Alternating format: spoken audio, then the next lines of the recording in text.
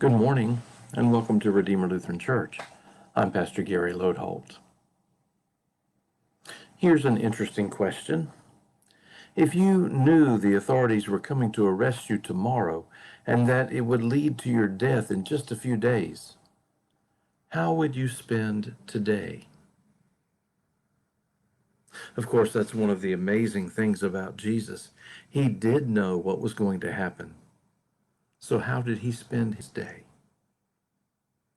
This week, we're walking along with Jesus through the week before his crucifixion and exploring what he did on each day, along with other events that happened. And if you remember, he spent Tuesday in verbal confrontation with the priests and religious leaders, and that led to a growing animosity from them towards Jesus. On Tuesday night, they had begun to actively plot on how to get rid of Jesus. But then comes Wednesday. Again, remember that Jesus knows that on Thursday they will come for him. So what does he do? Interestingly enough, he does the same things he had been doing all week. He goes to the temple and teaches and preaches about the love of God. He didn't hide away where they couldn't find him. No, he was right there in just about the most public place he could be, with crowds all around. He didn't hide his message either.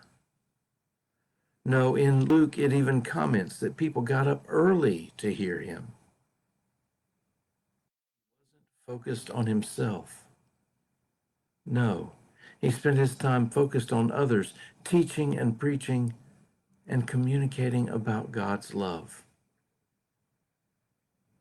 The only other thing that is said about what happens on Wednesday is that the religious leaders continue to plot and plan about how to get rid of Jesus. Sometimes we look at Jesus on the cross and comment on the extent of his love for us. That is certainly true. But I would invite us to look at Wednesday along with Good Friday. It's a bit more subtle. But with the cross looming over him, Jesus still sought to honor God in what he did and worked for the good of those around him. Not only did he die for love, he lived it too.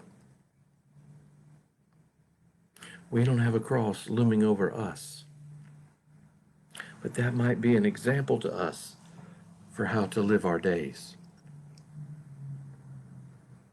Thanks for watching, and remember to let this day belong to God.